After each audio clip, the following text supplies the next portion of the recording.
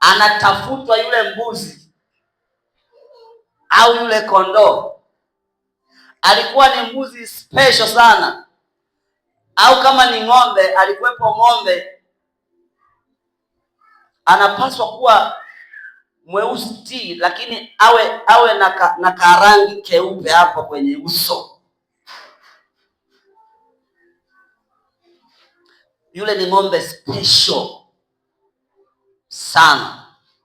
Kwa hiyo ikitokea mambo yanaanza kwenda zigizaga pale kwenye familia, wanyama wanakufa bila sababu, watoto wanaugua tu, yaani mambo hayaeleweki. Swali la kwanza ambalo lilikuwa linakuja, hivi tunaye huyu mbuzi? Yupo. Kwa hiyo kama hayupo, alikuwa anatafutwa kwa gharama zozote, na anapopatikana yule mbuzi anawekwa pale, mambo yanakaa sawa. Haleluya. Kwa hiyo wana wa Israeli walipewa kondoo akaitwa Pasaka. Kwa hiyo na jamii mbalimbali zilikuwa naye huyu mbuzi, huyu kondoo.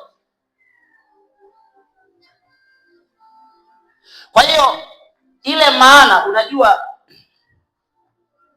tafsiri, kwa sababu Mungu anapoanza kushughulika na anguko la mwanadamu, kwa sababu kumbuka, kilichoanguka kwa mwanadamu ni mawazo yake, ni fikra zake. Na watu lazima sasa waanze kusoma Biblia, wabadilishe mtazamo, kwa sababu kila kinachozungumzwa kwenye Biblia, kwa sababu ukombozi ni kwenye fikra, ni kwenye mawazo. Kwa hiyo maandiko kila yanachokieleza lazima kitazamwe kwamba yanaelezewa mawazo. Maandiko yanapozungumza wana wa Israeli wakiongozwa na Musa wakafika bahari ya Shamu, wakaanza kulalamika kwa sababu wanaona bahari, na Musa akawahakikishia, akawaambia, nyamazeni kimya, Mungu atawapigania nani mtanyamaza kimya. Kutoka 14:14. Ni hali ya mawazo, ni mawazo. Tusianze kuona kama wana wa Israeli kama wana wa Israeli, ni mawazo. Kuna hali ya mawazo yanayosema unaweza ndani yako, lakini kuna mawazo mengine yanapiga kelele, yanasema unaona sasa mambo yameharibika. Tunapozungumza habari za wapelelezi 12 walioenda kupeleleza nchi, maandiko yanasema wale 10 wakaleta habari mbaya, isipokuwa 2, Caleb na Joshua, wakaleta habari njema. Yanayozungumzwa pale ni mawazo.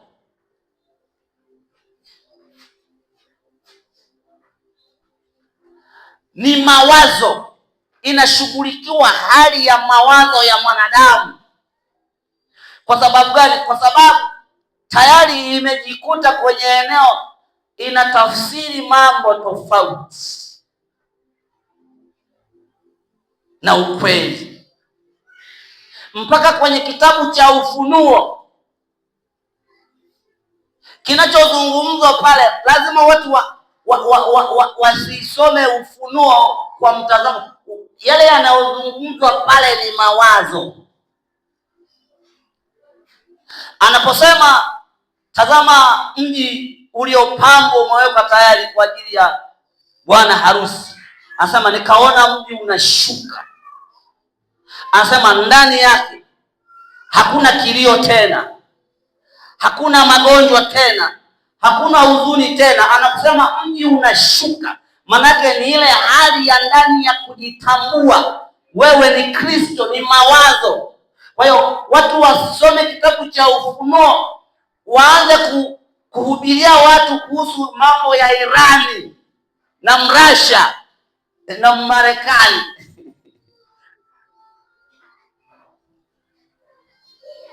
Ni hali ya mawazo, kwa sababu ukombozi, yanayokombolewa ni mawazo ya mwanadamu. Vile mwanadamu anavyo, yaani ukombozi, mwanadamu anakombolewa tafsiri.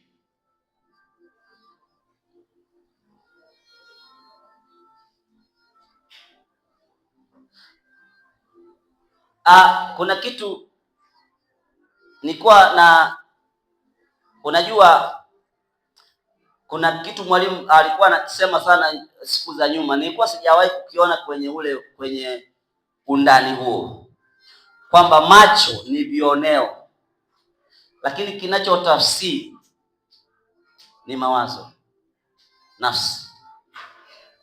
Sikia nikwambie hivi, unajua vile chochote unachokiona mbele yako ni tafsiri. Unachokisikia huwa ni tafsiri. Ngoja nikwambie kitu. Siku moja nilikuwa nasikiliza taarifa ya habari, siku zimepita, ila juzi wakati naanza kutafakari hiki kitu ndo nikakumbuka. Walisema kwamba wanasayansi wamegundua kamera ambayo unaweza ukaona hata kama umeng'olewa haya macho, unaweza ukaona.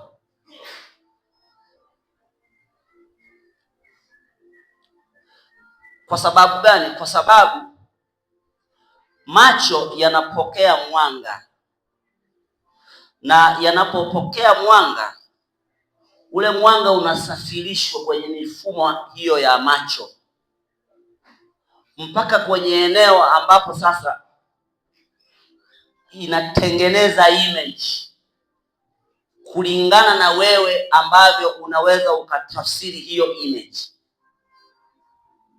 Na ndio maana mtu, kwa mfano, nafikiri unasikia wakati mwingine mtu akivuta bangi. Kuna washikaji walivuta bangi, walipovuta bangi kashimo kadogo kama hako wakawa wanaona ni mto. Kwa hiyo jamaa yule alikuwa nao wakivia kwenye kashimo, wale jamaa anaona wanarudi nyuma, wanataka waruke, sema vipi? Wanaona mto, kale kashimo kadogo wao wanaona mto. Ulipotengwa ugali umewekwa mezani, wale jamaa wanaona ugali umewazidi. Kwa hiyo ili waule inabidi wasimame.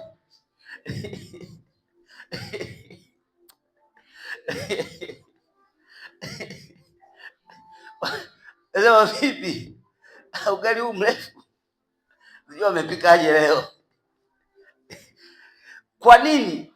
Yaani kilichobadilika, kuna center point ya kutafsiri ilikuwa imesha, yaani kuna nyaya fulani zilikuwa zimepiga shot kwa muda.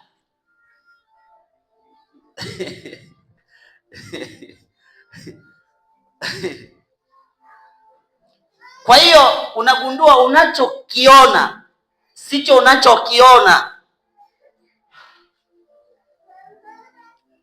Yaani kama wewe unaona hapo kashimo ni kadogo na unapita tu bila shida, kuna nyaya zikorofishika, ule ni mto. Hebu fikiria watu wote wavute bangi, alafu wao katika hali hiyo. Hii dunia wataona yote imejaa mamito. Hebu fikiria afu tukaanza kuishi kwenye uhalisia huo. Unagundua dunia nzima inahama tena kwenye uhalisia huo, inaenda kwenye uhalisia mwingine kabisa tofauti. Na kwa sababu vishimo vimejaa karibia kila mahala, unagundua tunaanza kujenga mtoni. Unasikia? Shule yaani ni shule lakini kuna mamito pale shuleni. Lakini hebu fikiria sasa hivi mtu akifikiria kujenga mtoni, haiwezekani. Hebu fikiria sasa dunia tumekuwa kwenye uhalisia mwingine huo sasa wa kibangi huo, kama huyo mshikaji. Ule ugali mdogo ambao unakaa na kuula unauona mkubwa, alafu maugali yote yao makubwa hivyo. Unagundua tunahama kwenye uhalisia huu, tunaenda kabisa kwenye uhalisia mwingine kabisa tofauti na huu.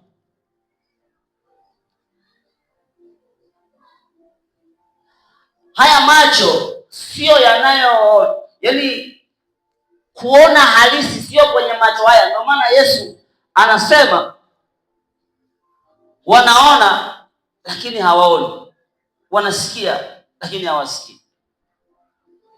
Hebu fikiri, unajua wewe unafikiri unahitaji macho haya ili uone, sio kweli. Hebu fikiri wakati umelala huko kwenye ndoto, unaota. Je, huwa unaona au huwa hauoni? Unaona. Unaonaje wakati hapo macho yamefumba macho? Hauoni kwa macho haya, kwa sababu kuna macho ambayo ndo macho.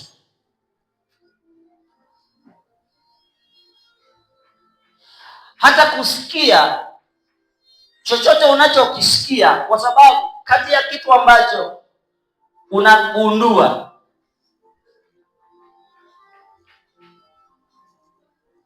anyway, sikio. Kwa mfano sikio lina mifumo mingi sana huko ndani, mpaka kwenda mtu anasikia anachokisikia. Chochote unachokisikia huwa ni mawimbi,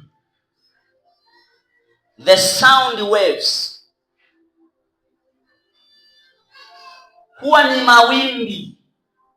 Unaona muziki unaosikia huo hauingii, tunasema the ear can, kwenye hii can hauingii kwenye sikio lako kama aina ya ladha hiyo ya muziki unaosikia. Huwa unaingia kama waves tu. Sasa hizo waves zikiingia huku ndani zinakutana na vitu vingi. Kuna kitu kinaitwa conclave, ni aina fulani hivi ya maji, ambapo hiyo waves ikifika pale inatikisa hayo maji. Yakitikisa hayo maji tena yanaenda kwenye sehemu nyingine, tena yanatafsiriwa katika namna ya huo mawimbi. Kwa hiyo sauti unayoisikia kama sauti huwa haingii kwenye sikio lako kama sauti ambayo unaisikia.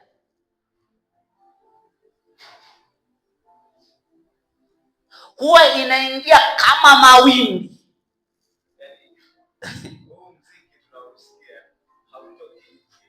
Yes, exactly. Yaani huu muziki huu, si unaona huu muziki unavyosikia na maneno unayozungumza unavyoyasikia, yote yanapopita kwenye sikio lako yanakuwa collected as sound waves yote. Yaani hii melody haipokelewi kwenye sikio kama melody, inapokelewa as waves, sound waves, sound waves.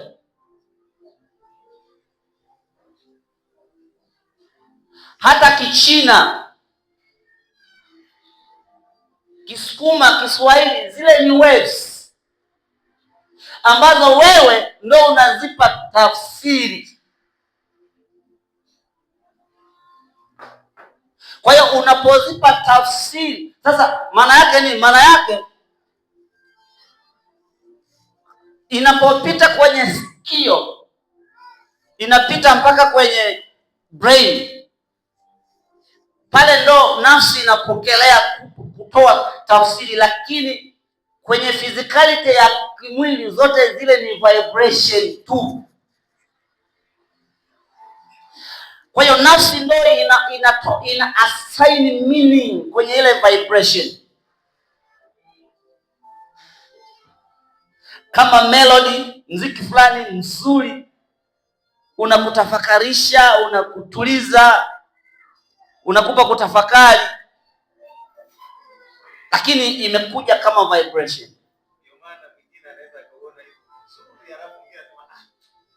Toa huo wimbo basi, hebu weka mwingine. Huu wimbo mbona unapenda sana huu wimbo? Yaani kuna wakati mwingine mtu anaweza kasikiliza wimbo ule ule kuanzia asubuhi mpaka jioni, anasikiliza ule ule. Sema nani badilisha basi. Yaani amekuwa bwadi, lakini yule anasema hamna, uache. Nini tafsiri? Sikia, unajua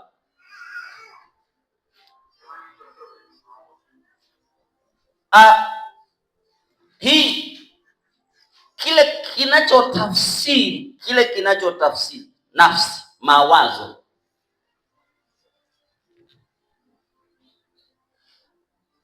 pale ndipo paliharibika. Kwa sababu gani? Kwa sababu maandiko yanatuambia Adamu alikuwa uchi kwenye Mwanzo 2:25, na wala hawakuona haya. Maanake kile kitafsiri kilikuwa hakiutafsiri ule uchi kama uchi.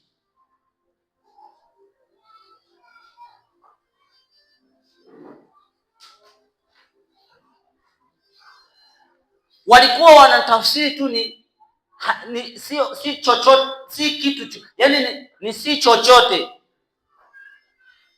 Ndio maana hakikuwadhuru wala hakikuwashughulisha kwa namna yoyote.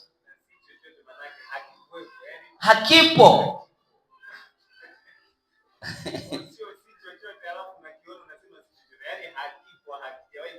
Hakijawahi kuexist.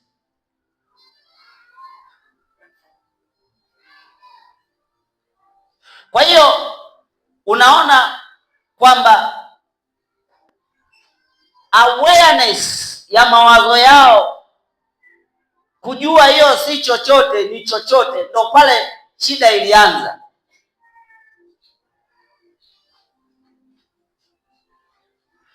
Kwa nini? Kwa sababu awareness yao ilipojikuta kwenye eneo, wanajua sasa ni kwamba hiyo si chochote ni chochote, tayari moja kwa moja walitafsiri kwamba ni mbaya. Hiyo si chochote, wakafikiri ni chochote, kwa hiyo wakatafsiri ni mbaya. Walipotafsiri ni mbaya, emotionally wakareacti. Na walireactije? Walireacti kujificha. Kwa hiyo tatizo halikuwa kwenye yaani tatizo sio wao kujiona uchi, yaani tatizo sio kuwa uchi au hali hiyo ya uchi kuwepo, sio tatizo. Tatizo ni wao kuipa maana walioipa. Maana walioipa ndio pale sasa tatizo lilianzia pale. Yaani kuna center point inayotoa maana kwenye vyote. Mimi huwa natafakari sana na huwa najiuliza mambo mengi sana. Hebu fikiri kwa mfano mimi meneja wetu wakati akiwa na jambo lake, yaani yeye kukatiza vipindi vya madarasani, yaani huwa haoni shida, yaani kwake ni kawaida. Kwanza huwa anafurahia amewakatiza, msifundishe maana mnawachosha watoto. Huwa anasema ni too much, yaani mbona mnamkalisha mtoto hapo tu mnafundisha, yaani mnamjaza tu inachosha bwana, muacheni. Yaani huwa anataka ikiwezekana walimu wasiwepo kabisa, watoweke, wabaki tu watu. Mnawachosha. Mnachosha sasa. Nakumbuka kipindi fulani aliattempt siku ya Ijumaa isiwe ya kusoma, hiyo ya kucheza cheza tu yeye. Anasema bingo.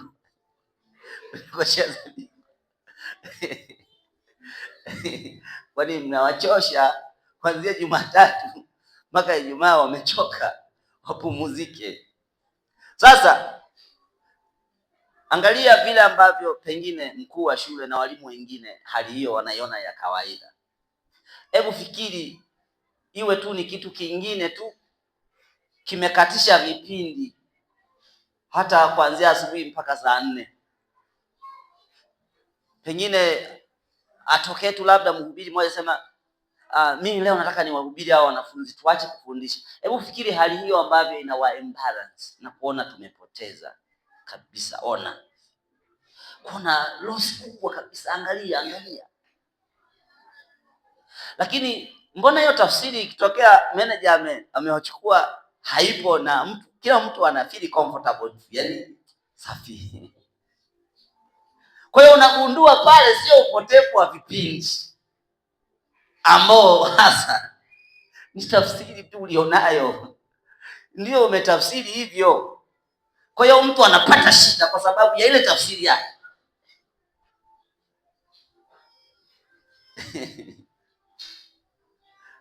Sikia nikwambie, na ndio maana, kwa sababu unajua Adamu hali ile kwanza wakawa aware na ile hali, sawa. Walipokuwa aware wakaipa maana ile hali ni mbaya. Walipoipa maana, moja kwa moja hisia zao zikacomply na ile maana, emotion. Lakini wakatake action, wakajificha.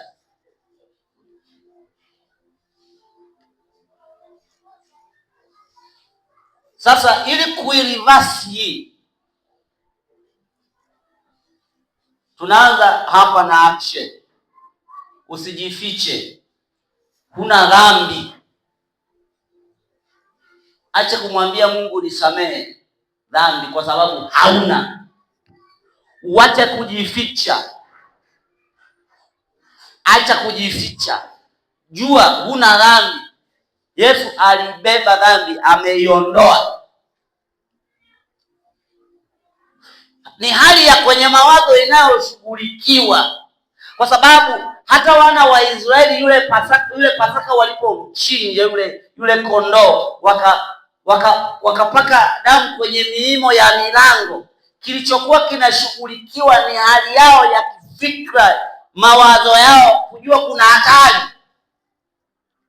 Hata kama ambavyo nimejaribu kuzungumza hata kwenye jamii mbalimbali, walipokuwa wanamleta yule kondoo wa kifuro, mbuzi wa matendo ya pili, walikuwa wanajisikia comfortable. Kwa nini? Kwa sababu hali yao ya kifikra, mawazo yao yalikuwa yanaona sasa mambo yako sawa.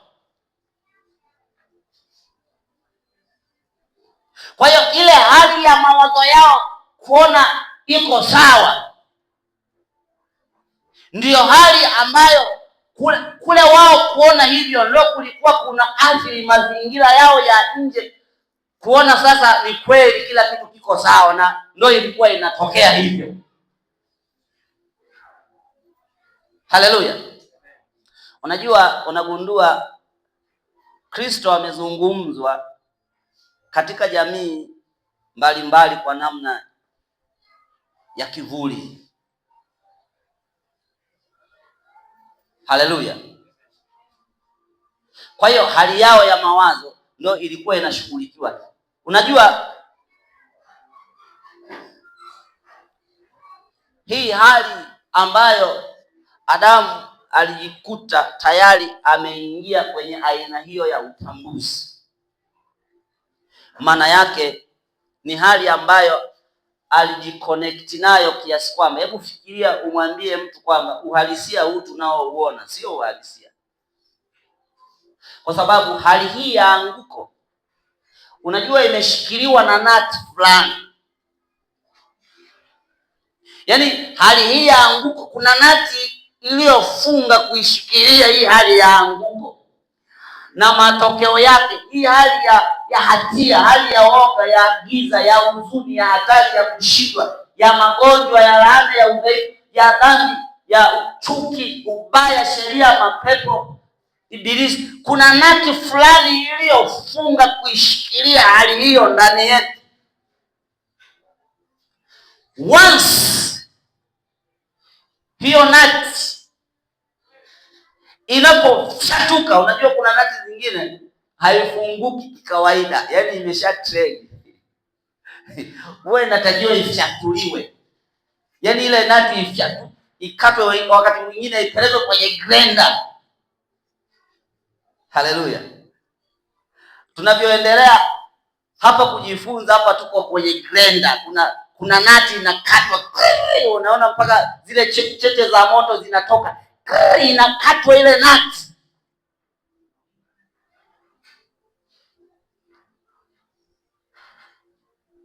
Hii hali ya kutafsiri na ambayo sasa ndio imeshikilia aina ya uhalisia wa anguko, ndiyo inayoshughulikiwa hasa.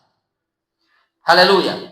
Kwa hiyo Yesu anapokuja kama Pasaka, kwa hiyo lazima tuone tafsiri. Maana yake Pasaka ni kutokuguswa na uharibifu, na hali pekee ambayo haiguswi na uharibifu ni Mungu, ni maisha ya Mungu ndio hayaguswi na uharibifu. Kwa hiyo mpaka maana yake hali yetu ya mawazo na fikra yanapotafsiri hali hiyo kwamba ndo sisi, ndo uhalisia huo wa kutokuguswa na chochote ndo unakuwepo, ndo unakuwa wa kweli.